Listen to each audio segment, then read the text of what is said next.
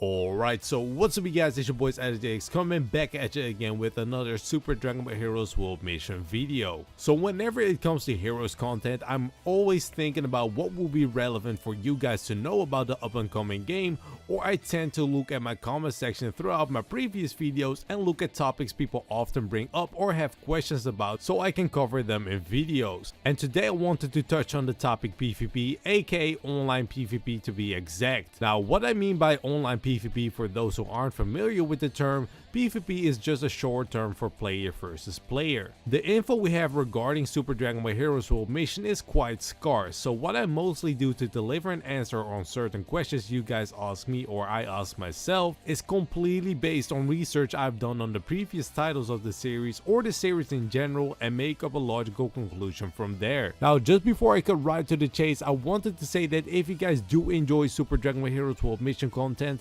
then consider hitting that subscription button, because I will be covering up the game to the full extent. I will be streaming this game weekly, and of course we'll keep you guys updated with everything that goes on within the game. Now with that being said, let's actually start off and I'll explain why I fully believe there will be a player versus player mode within Super Dragon Ball Heroes World Mission. If we take a look a bit earlier down the line for Heroes, we actually know that the player versus player mode already existed within Heroes, and that has been successfully working out within the Japanese arcades. Now if we take a look a bit earlier down the line for Heroes, we actually know that a player versus player mode actually already exists within Heroes and has been successfully working out within the Japanese arcades. The initial arcade machines in Japan actually had a few select game modes to their disposal whenever you launch up the game, those being the story mode, the battle sports stadium mode, which in fact is a country-wide battle mode, and last but not least, the two-player battle mode.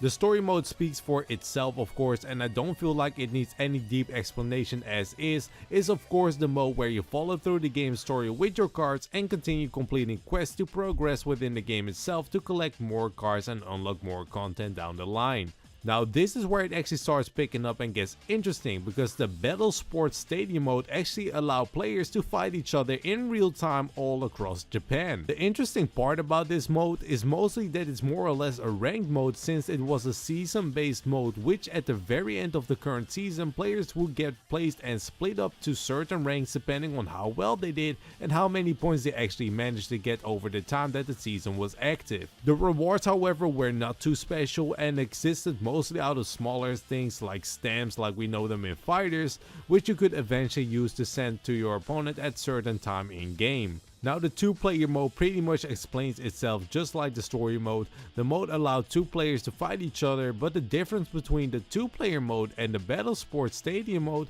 is the fact that there's no recordings of points or any sorts of stats of that nature. To actually play this mode, it will require a certain setup within the Japanese arcades, so you might or might not have been lucky at certain arcade spots that actually carry the Super Dragon Ball Heroes game as it is. To actually play this mode, it would require certain setups within the arcades, so it's highly likely that some might have been able to play this and some might have not. And the way it worked was the machines had to be connected with each other to make it work, which pretty much results into the game mode being a more of a local casual match type situation if it had to be compared to any sort of other game mode we might be familiar with. Now that we have the knowledge of PvP within Heroes at the arcades, I think it's safe to assume that there will definitely be some Super Dragon Ball Heroes World Mission PvP action, and will be something the game will not be missing out on at all. The fact that the franchise already has experimented with online matchmaking and player versus player modes in actual real time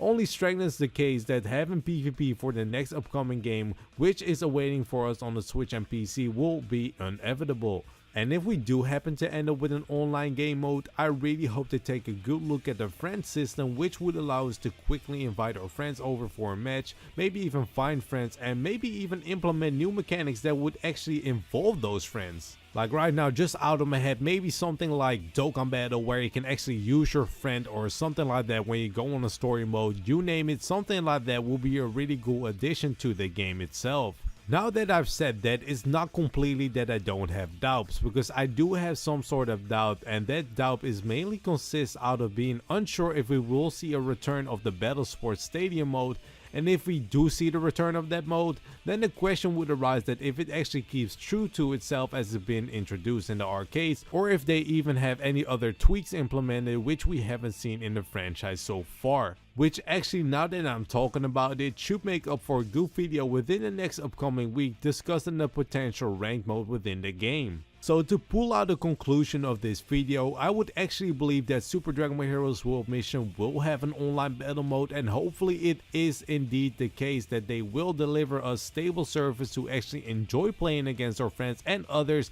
we might want to pair up against, which would allow us to fight to our heart's content. And what would support such activities like playing online best? You've guessed it, a well done friend system would of course be really handy to us players who would like to invite our friends over to get some battles going in minimal time, or maybe have some fewer battles, or whatever the case might be. A friend system that is done well will be very appreciated. So this was my take on PvP in Super Dragon Ball Heroes World Mission. Let me know in the comments down below what you guys think would be optimal to have within the game if it comes down to PvP. And if you do have any sorts of questions, feel free to comment down below. And like I said previously, if you guys do enjoy Super Dragon Ball Heroes content, make sure to hit that subscribe button, because I will keep you guys updated with new Super Dragon Ball Heroes content every week. So it was your boys SDBH, man. Stay healthy, stay blessed, and I'm out. Peace.